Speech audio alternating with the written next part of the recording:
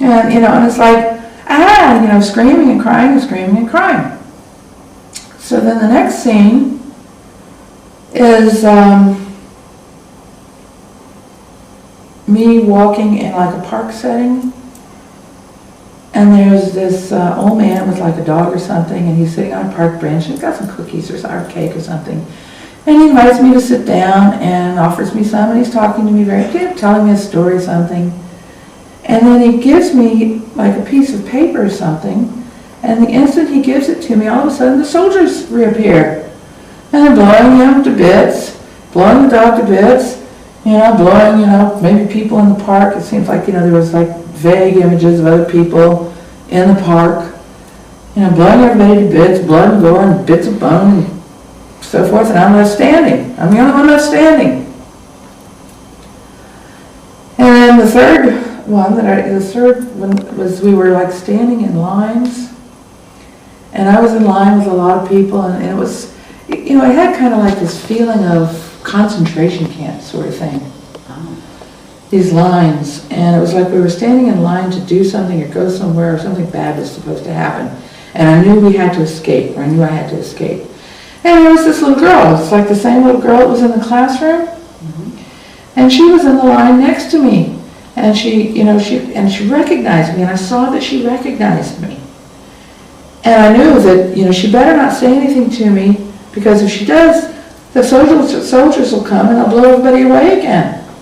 So I kept my head down, and I was talking to her like out of the side of my mouth. Don't look at me. Don't say anything to me. Don't act like you know me. Please don't recognize me, because if you act like you even know me, they'll kill all of us. And she just looked at me and smiled and handed me a piece of paper that was supposed to be like a note on it. And listen, the instant she did that, here come the soldiers again, blowing everybody away. And I'm the only one left standing. So you had these 3 consecutive dreams in the same night? Yeah. Oh, it was all one dream. I see. And at that point, was that when you woke That's up? when I woke up screaming and crying. Incredible. So that, at this point, I understand you have now extrapolated from that dream, or the series of dreams, that in essence, you were being programmed in a sense to be reclusive, not to share, that if somebody gives you information or gives you something that you're going to be, they're going to die. Not so much that they give me information, but if they attempt to engage me in a friendly way, and ask for, because it was like they were asking for help, they wanted something from me. They wanted my friendship, they wanted me to share with them something. And, basically it was, last man standing. So you're recovering this memory, and this is actually not that long ago. It's what, 10, maybe 10 years ago, maybe. Yeah. And this basically impacted your entire life. I'm sure it did. It was totally subconscious. How could something like that not impact your entire life? How could it not make you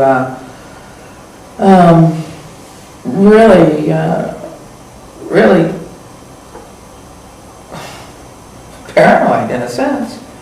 And slightly antisocial, maybe? Antisocial, absolutely. Inclusive. So if you have special gifts, did you, in other words, in your investigation of your own self, did you reach the conclusion that perhaps you had special gifts, and that was the reason you were selected, and that they wanted you to keep those secret or separate in some way? Was that a conclusion that you came to? Well, sure, because of the things that have happened other times in my life and the things that have happened subsequently. It's like,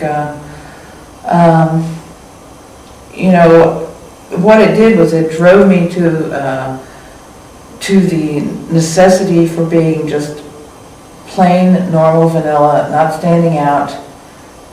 Don't do anything that draws attention to yourself, because if you do, people are going to get hurt. And that was probably the most profound thing that it did. So I spent many years trying to dissolve into a really normal, banal life. That's fascinating, yeah.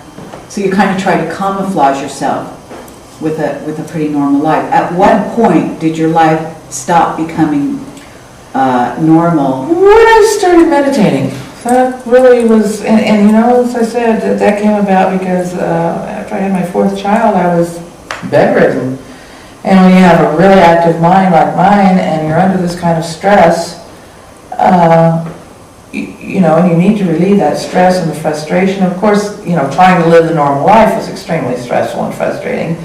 So everything kind of like came to a head, and here I was bedridden, and I decided to learn how to meditate, and I combined some clever hypnotherapy techniques with some standard meditation techniques as I understood them, and started having, you know, really extraordinary experiences very, very fast. I mean, you could say that I had your typical shamanic initiatory experiences.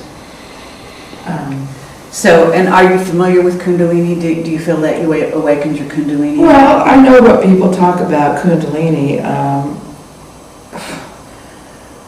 I don't know if Kundalini is exactly what happened, but what I had was a powerful cleansing experience.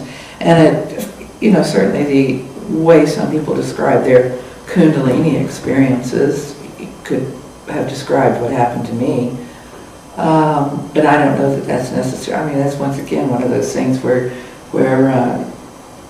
the empirical evidence? I don't believe anything. Okay. I had a powerful experience, and it had extraordinary physiological symptoms, and it had extraordinary psychological effects. You know, freeing, you know, liberating. I went through this whole period experiencing psychokinesis to such an extent that I actually got afraid to go places because I was afraid something was going to break in my presence. Okay. Windows, electronic objects, glasses, pictures. Sometimes I only had to look at something, and in fact that still happens. You know, now if I tend to not listen to myself and get them out, you know, take care of myself or take care of things, or if there's something out there that's threatening, you know, things break. And in fact, I'd like to show you the most recent object. Okay. I'm going to send somebody to go and get it, and you can That's have a good idea. You'll have a look at the one of my most recent psychokinetic experiences. Okay, so you access basically I graduated from Glass. special powers in yourself as a result of this meditation and moving into that place. But at what point did you also get, at what point did you get into the contact with the C's, as you call them, the Casiopeans? Well, I think that actually began at that time, 1985, because what I was doing was this, you know, I mean, when you're laid up in bed, sometimes you meditate twice, 3 times a day, just to keep your stress level down. And you know, the thing is I went at it just for stress relief. I mean, that was what I was after. So you weren't seeking enlightenment per se? No. Okay. I mean, the technique I designed was designed for stress relief. Yeah, I had no idea it was going to do what it did. Okay. So at that point, when you say you think you contacted the C's, then, I mean, in other words, because I understand that you work with a Ouija board, and there's a group actually that you work with, and I want you to describe all of that, but how did you get to that point if you started with the meditation? Well, what happened was that when I wasn't meditating during this period, I was reading. And I had subscribed to a library by mail service, and I would read these books, you know, because this is where the whole religion thing came in, because I decided, okay, this is time to read about those things that are in my mind that I'm curious about, because you know, I'm curious about this issue of good and evil and the end of the world, and you know, the whole eschatological ideas, you know, because these things always, because I had dreams when I was young about the end of the world. And these were recurrent dreams, or what I perceived or understood or explained to myself as the end of the world. Whether it was the actual end of the world, I don't know, but they were some pretty troubling and repetitious So you things. saw, I'm assuming, cataclysms of some kind? Oh, yeah. Mhm. Did you have like water, tsunamis, that sort of thing? Cataclysms, smoke, fire, scorched earth, cracked earth, dinosaur-type creatures, you know, striding around, you know, reptilian-looking creatures, you know, serpents, you know, slithering everywhere. I mean, it was some pretty creepy stuff for a young kid who'd never been exposed to today's form of, you know, horror flicks to be seeing in their dreams. I mean, I was never exposed to a movie, a book, a photograph, an image of any kind that would ever, you know, put that kind of thought in my mind at that age. Just, you know, I was growing up in the 50s, come on. That stuff wasn't available. Mhm. So those things that, and back when I was like 21, 22, I remember having some more of these dreams, and I told one of my girlfriends, we're driving down the road, and I said, you know, things are going to get very, very bad on this planet. I have the feeling things, by the time I'm 50 years old, things are going to be very, very bad. You know, I just feel this there's something inside me that says this. Well, you know, you kind of brush that stuff off. It's just stuff that you think or say when you're young and impressionable. So fast forward, you're meditating, you think you're having some contact with the deceased, but how does that manifest? Well, I was reading these books, and I was reading, what happened was I read Immanuel Velikovsky's Worlds in Collision. Because I'd read an article about, you know, eschatological scenarios, and it mentioned Velikovsky. And I said, oh, I got to get this book. Well, you know, finding his book was a little hard, but I actually went to the library in town at some point and found a copy of it on you know, selling off their books that they were taking off the shelves for 25 cents. But anyway, I got a copy of it, and I read it, and I was reading this stuff, and it was like opened the whole new view of the Bible to me. Because as I said, I was raised in a very religious family, and I had read the Bible, you know, completely through, you know, cover to cover several times. And this was like a whole different way of looking at the Bible than, you know, the faith-based way. Although actually Velikovsky was, you know, writing from kind of a faith-based perspective. It was a Jewish one, not a Christian one. His belief was that the Exodus really happened, so he was interpreting these things as the events of the Exodus. But I think that they were much older stories that were later conflated with still other stories to create an Exodus story, because the Exodus as described in the Bible never happened. Anyway, so I would be sitting there, and I would say, and I would read up something that he had written, and I would stop and I'd look up and I'd say, think to myself, wow, is that possible? And as soon as I would say this in my own head, all of this information would begin to like flow. And it would be like my own thoughts.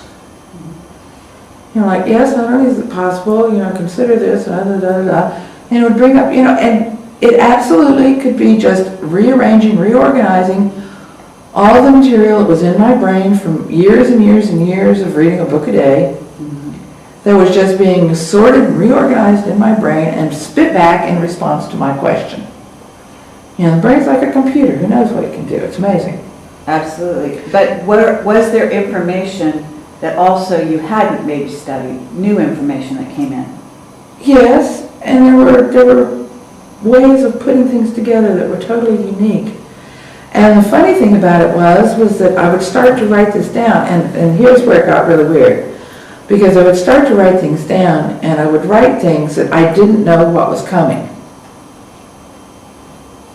What do you mean? I would have asked this question in my mind, like, is it possible for the sun to do this? You know, I mean, here they're describing, you know, the temperature in the corona, the temperature at the surface of the sun, the temperature of the interior of the sun.